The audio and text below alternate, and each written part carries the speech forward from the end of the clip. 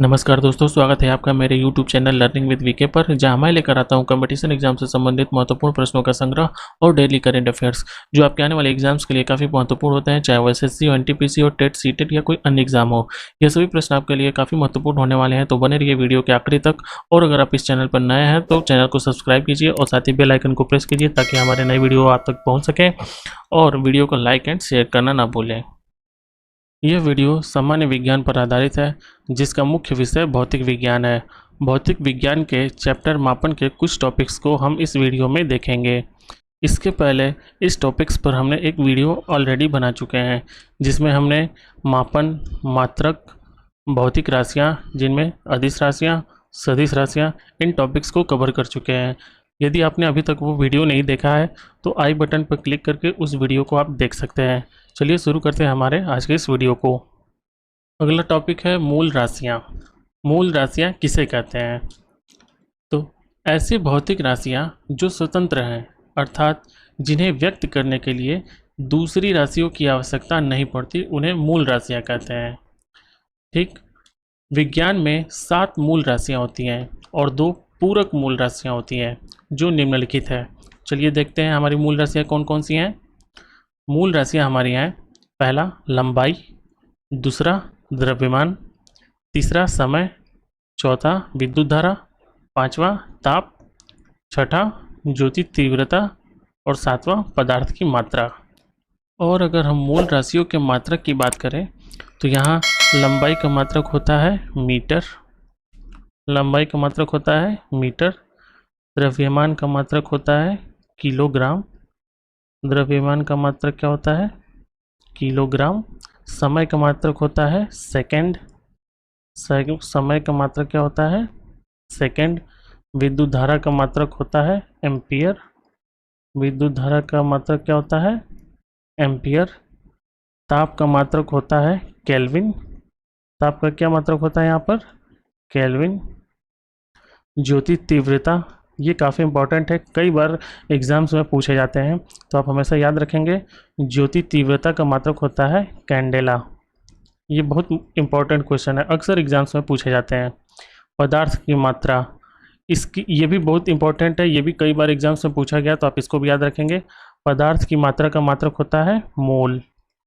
ठीक, इसके अलावा जो 2 पूरक मूल राशियाँ होती हैं वो होती हैं, पहला समतल कोण, ठीक, दूसरा घन कोण।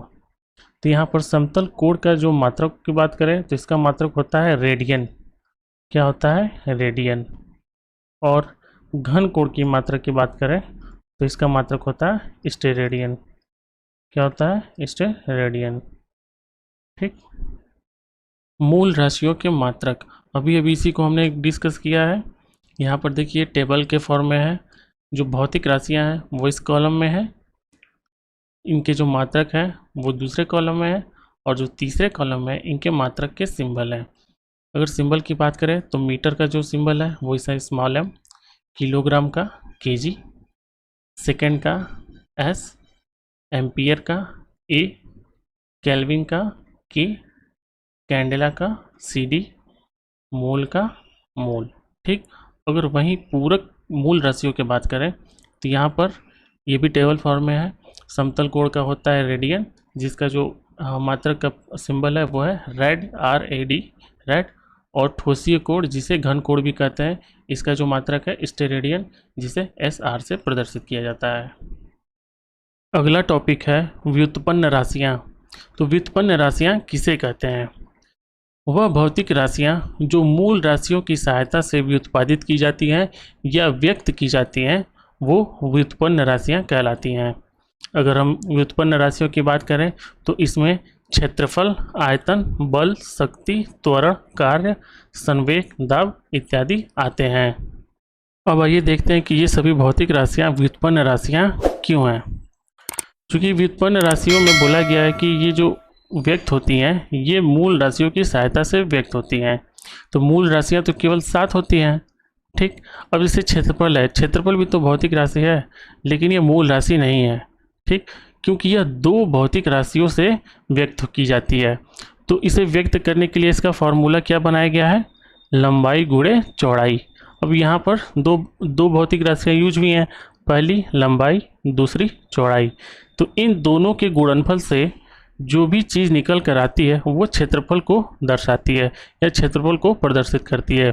ठीक ऐसे ही आयतन का है, आयतन का क्या होता है, लंबाई गुणे चौड़ाई गुणे ऊंचाई।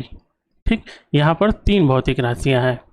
ऐसे ही बल का है, तो बल का क्या होता है, द्रव्यमान गुणे त्वरण। ठीक, ये होता है द्रव्यमान गुणे त्वरण।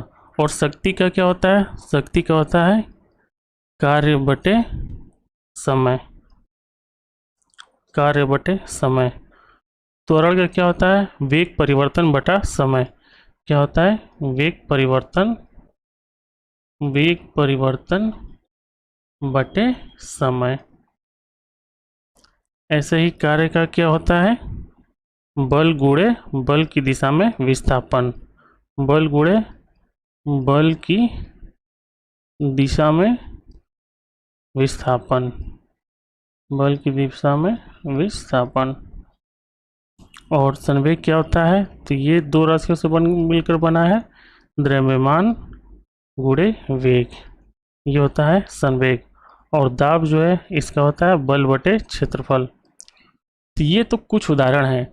अब एक चीज़ इनमें ध्यान से देखिए कि जितने भी चीज़ हैं, जितने भी उदाहरण हैं, जैसे कि क्षेत्रफल है, आयतन है, बल है, शक्ति है, या फिर इधर त्वरण है, कार्य है, संवेग है, दाब है, ये इन सभी को व्यक्त करने के लिए कम से कम दो भौतिक राशियों का प्रयोग किया गया है।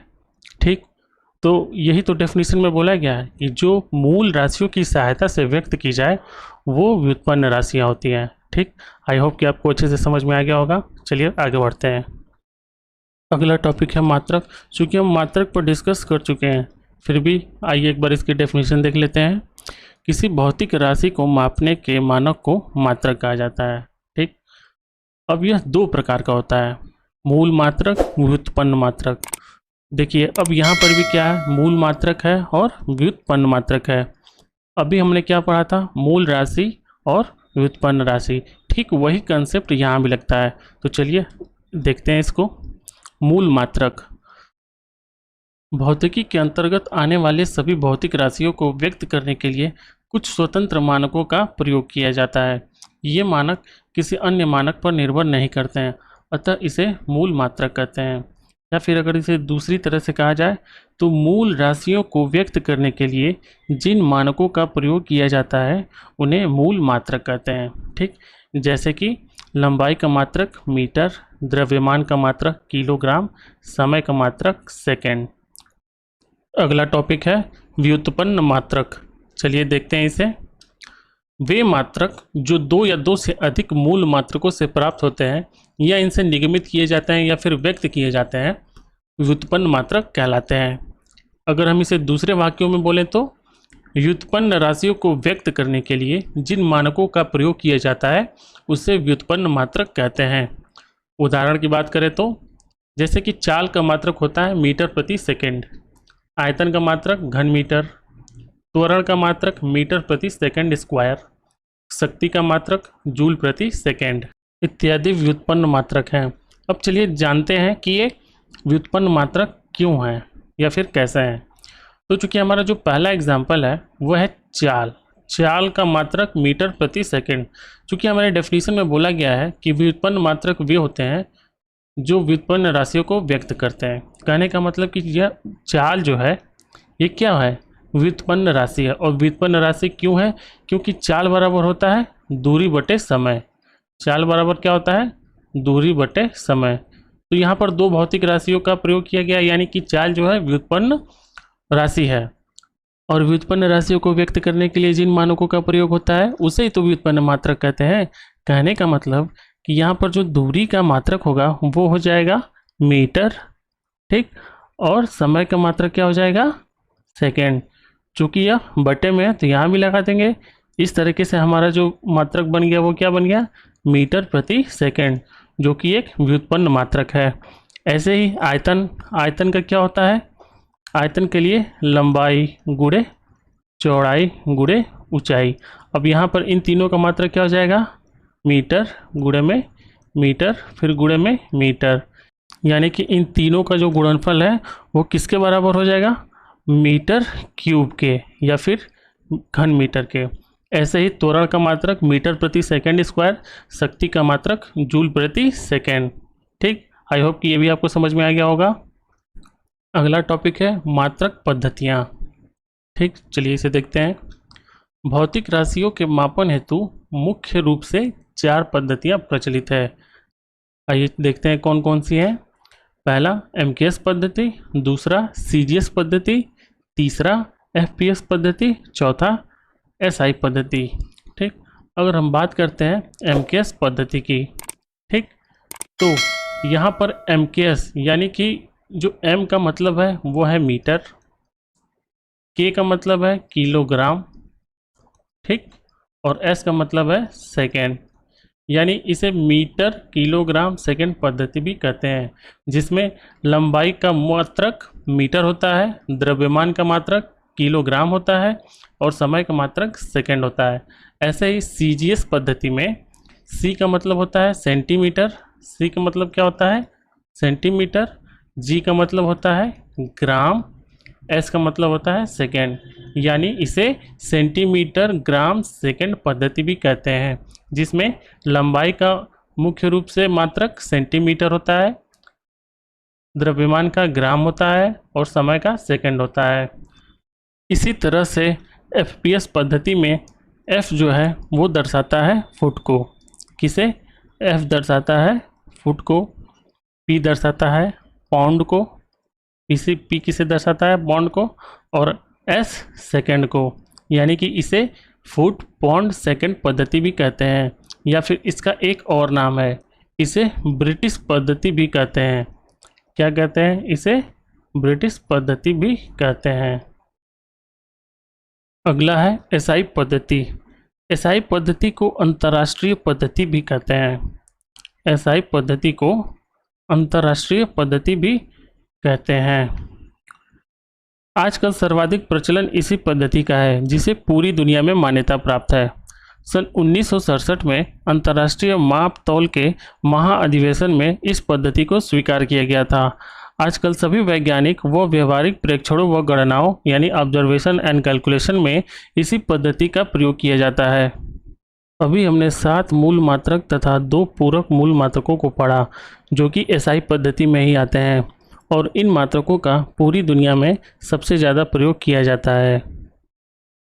तो दोस्तों आज के वीडियो में सिर्फ इतना ही। आई होप कि आज के सभी टॉपिक्स आपको अच्छे से समझ में आए होंगे। ये सभी टॉपिक्स आपके आने वाले एग्ज़ाम्स के लिए काफ़ी महत्वपूर्ण हैं, तो इन सभी को आप अच्छे से याद रखिए, तैयार रखिए।